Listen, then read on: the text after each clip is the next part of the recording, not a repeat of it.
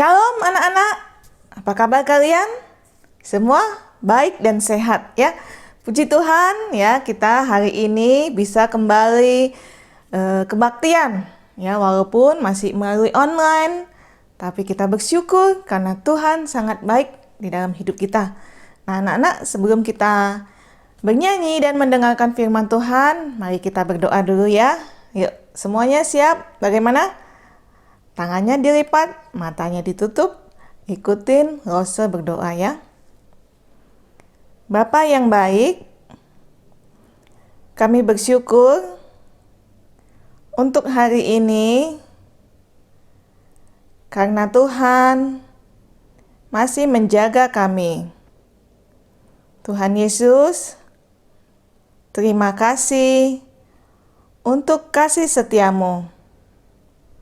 Tuhan Yesus, berkati kami yang akan memuji nama Tuhan dan mendengar firman Tuhan.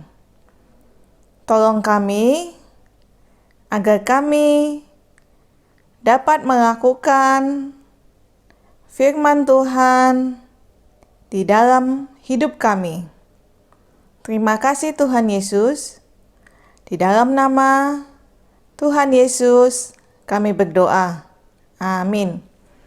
Nah anak-anak, sebelum kita mendengar firman Tuhan, kita mau nyanyi lagu Hati-hati Gunakan Tanganmu. Ayo semuanya bangkit berdiri ya, ikutin gerakannya seperti yang ada di video.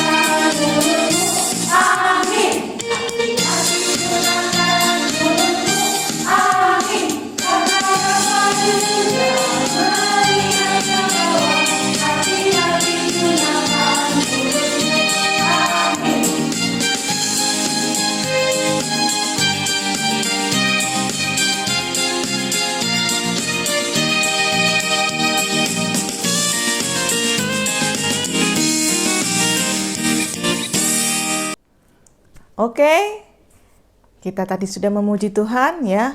Dikatakan apa? Harus hati-hati menggunakan tangan kita, mata kita, dan mulut kita.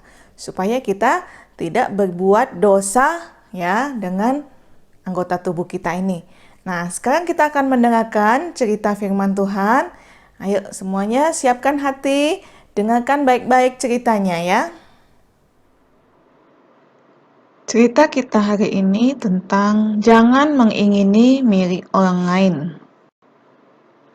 Jangan mengingini milik orang lain terdapat di dalam Keluaran pasal 20 ayat 17.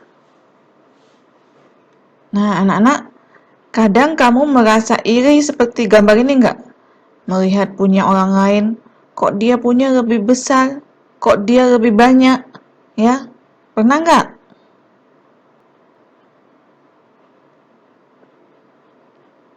Nah, kadang kamu ingin memiliki punya orang lain dan kamu merebutnya, ya, sampai orang itu menangis. Nah, anak-anak, Tuhan tidak suka dengan sifat seperti itu. Di dalam hukum yang ke-10, ya, dari 10 hukum Allah, dikatakan apa? Jangan mengingini milik sesamamu. Ya, jangan mengingini sapinya, kambingnya, atau apa saja milik orang lain. Itu tidak boleh. Kalau mengingini saja sudah dosa, apalagi sampai merebut dan mencurinya. Nah, dulu waktu Daud sudah menjadi raja, bangsanya sering berperang. Tapi suatu hari dia sedang malas untuk berperang. Ya, biasanya dia yang memimpin sendiri pasukannya. Tapi kali ini dia hanya menyuruh panglimanya Yoab untuk berperang. Lalu ngapain si Daud? Ya, dia sedang bersantai di atas istananya. Pas lagi santai di sore-sore, dia melihat seorang wanita yang sangat cantik. Dan dia ingin menjadikan wanita itu istrinya. Lalu dia bertanya dengan anak buahnya, "Siapa wanita itu?" Dia bernama Batsheba. Tapi dia sudah bersuami. Suaminya ternyata tentaranya sendiri. Wah, Daud jadi pusing. Dia sudah terlanjur suka sama wanita itu. Bagaimana ya caranya supaya wanita itu bisa jadi istrinya? Wah, keinginan Daud yang salah ini terus digoda sama iblis. Daud pun mempunyai niat jahat. Ya, pokoknya Batsheba harus jadi istrinya. Lalu ia merancang supaya suaminya Batsheba, yaitu Uria, itu mati di pertempuran.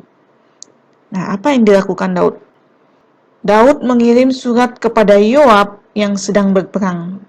Katanya, nanti kalau musuh menyerang, kalian mundur ya, dan biarkan si Uria itu di depan sendirian. Nah, anak-anak, benar saja.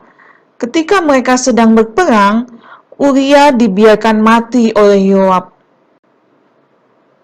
Setelah Uria mati, Daud pun dengan bebas dia bisa mengambil Batsheba menjadi istrinya, bahkan sampai punya anak. Nah, anak-anak, apakah Tuhan suka? Apakah Tuhan diam saja? Tidak ya, Tuhan marah sama Daud. Dia menyuruh Nabi Nathan untuk memperingatkan Daud. Lalu Nabi Nathan pun mendatangi Daud dan dia berkata, "Ada orang kaya yang memiliki ratusan kambing domba, dan ada seorang miskin yang punya 1 domba saja. Tapi orang kaya itu masih mengingini 1 domba orang miskin tadi." Orang kaya itu memerintahkan anak buahnya untuk merebut domba si miskin, sehingga si miskin dan anaknya sangat sedih. Nah, mendengar cerita itu, Daud marah. Orang kaya itu harus dihukum. Tapi apa kata Nabi Nathan? Orang kaya itu adalah kamu. Kamu sudah merebut istri orang dan membiarkan suaminya mati di peperangan. Sesungguhnya Tuhan akan menghukum kamu karena kejahatanmu. Anakmu dengan Batsheba akan mati. Mendengar teguran Tuhan, Daud dia menyesal dan menangis. Dia meminta ampun sama Tuhan. Ya, seharian dia tidak makan dan duduk seperti orang berduka. Dia meminta ampun kepada Tuhan atas dosanya. Apa Tuhan mengampuni Daud? Iya, Tuhan mengampuni Daud, tapi hukuman tetap dijatuhkan. Anak Daud dan Batsheba mati.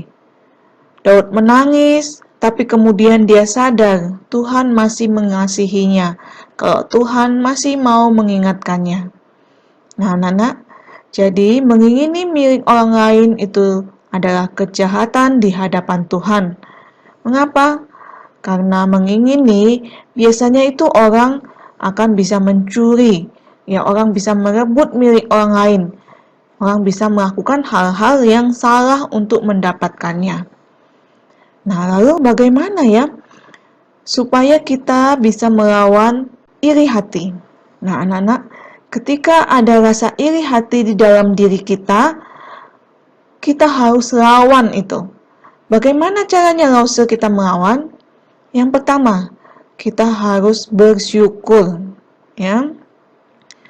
Bersyukur dengan apa yang kamu miliki, itu juga berkat Tuhan. Ya, kalau orang yang punya banyak, tapi kamu cuma punya sedikit, tetaplah bersyukur. Kalau kamu nggak punya seperti yang orang lain, tetap harus bersyukur dengan apa yang sudah kamu punyai. Nah, lalu yang kedua, cara kita untuk melawan rasa iri hati adalah dengan berdoa. Ya, berdoa minta Tuhan untuk memberkatimu. Ya, kita ngomong saja sama Tuhan, Tuhan, aku ingin seperti punya dia. Bolehkah Tuhan? Nah, kalau Tuhan melihat kamu sungguh-sungguh, Tuhan bisa saja memberikannya kepadamu seperti yang kamu minta. Tetapi kalau seandainya tidak, itu berarti Tuhan mengingini kamu untuk tetap bersyukur dengan apa yang kamu punya.